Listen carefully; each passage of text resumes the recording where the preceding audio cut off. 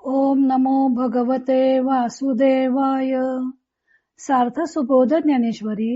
लेखन व वाचन सौ मनीषा भास्कर अभ्यंकर, महाराष्ट्र, मिरज 416410. अध्याय 5. कर्मसन्यास योग. संन्यास योग व कर्मयोग यांची तुलना. भाग 3. ओव्या आहेत 29 ते 31 आणि गीतेचा श्लोक आहे 5. श्रीकृष्ण कर्मसन्यास मार्ग व कर्मयोग मार्ग यांची तुलना करून कर्मयोग कसा श्रेष्ठ आहे ते अर्जुनाला समजावून देत आहेत. मागच्या श्लोकात अज्ञानी कोण ते सांगितलं. आता ज्ञानी कोणाला म्हणावं ते सांगत आहेत. श्लोक 5. यत्सांख्यै प्राप्यते स्थानं तद्योगैरपि गम्यते एकं सांख्यं च योगं च यः पश्यति स पश्यति. सांख्य मार्गाने जाणाऱ्यांना जे मोक्षरूपी स्थान प्राप्त होते तेच निष्काम कर्मयोगाचे अनुष्ठान करणाऱ्यांनाही प्राप्त होते. सांख्य व कर्मयोग हे एक आहेत असे जाणणारा खरा ज्ञाता होय. आणि सांखी जे पाविजे त्याची योगी गमिजे म्हणून ऐक्यता दोही ते सहजे या परी. आणि सांख्य मार्गाने जे मिळते तेच योगाने प्राप्त होते. अशा रीतीने या दोन मार्गात सहजच एकता आहे. देखे आकाशा आणि अवकाशा भेदू नाही जैसा तैसे ऐक्य योग संन्यासा ओळखे जो. पहा, आकाश आणि पोकळी यांच्यामध्ये ज्याप्रमाणे भिन्नता नाही त्याप्रमाणे कर्मयोग आणि सांख्ययोग यांची एकता ज्याला पटलेली असते तयासीची जगी पाहले आपण अपे तेनेची देखिले जया सांख्ययोग जाणविले भेदे विना.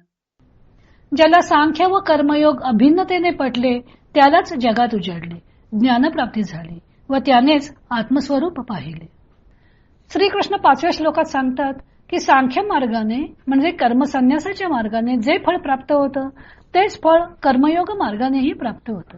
त्यामुळे फलदृष्ट्या दोन्ही मार्ग एकच आहेत असे जाणकार मनुष्य जाणतात. मागच्याही श्लोकात म्हटलं होतं की सांख्य व योग म्हणजे कर्मसन्यास मार्ग व कर्मयोग मार्ग हे भिन्न आहेत असं मूढजन मानतात व पुन्हा येथे तोच सिद्धांत ठासून सांगितलेला आहे. त्याचं कारण असं आहे की कर्मयोगाचा मार्ग प्रचारातून लुप्त झाल्यामुळं कर्मयोग म्हणजे वेदाने सांगितलेल्या काम्य कर्माचरणाचा मार्ग असं लोक मानू लागलेले होते. त्यामुळे काम्य कर्माचरणापासून मोक्ष मिळणे शक्य नाही, उलट संसारातच पुन्हा पुन्हा जन्ममृत्यूच्या फेऱ्यात अडकून राहावं लागतं.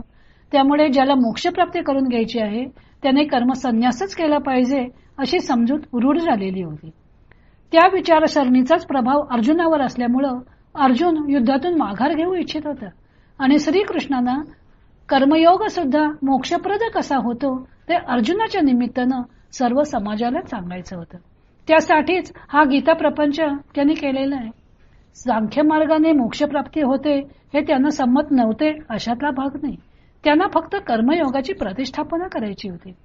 कर्मसन्यास व कर्मयोग यांच्यात तुलना चालू असताना हा श्लोक कर्मयोगाचे मोक्षदायित्व सांगण्याकरता आलेला आहे.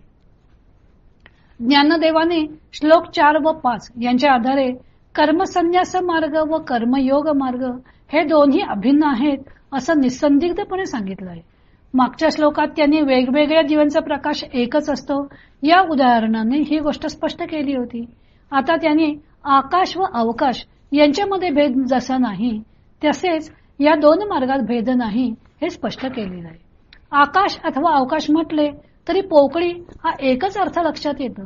त्याप्रमाणे ही दोन नावे भिन्न असली तरी फलदृष्ट्या त्यांच्यात अभिन्नता आहे आणि हे जो जाणतो त्यालाच खरी ज्ञानप्राप्ती झालेली असते असे त्यांनी निसंदिग्धपणे सांगितलेलं आहे.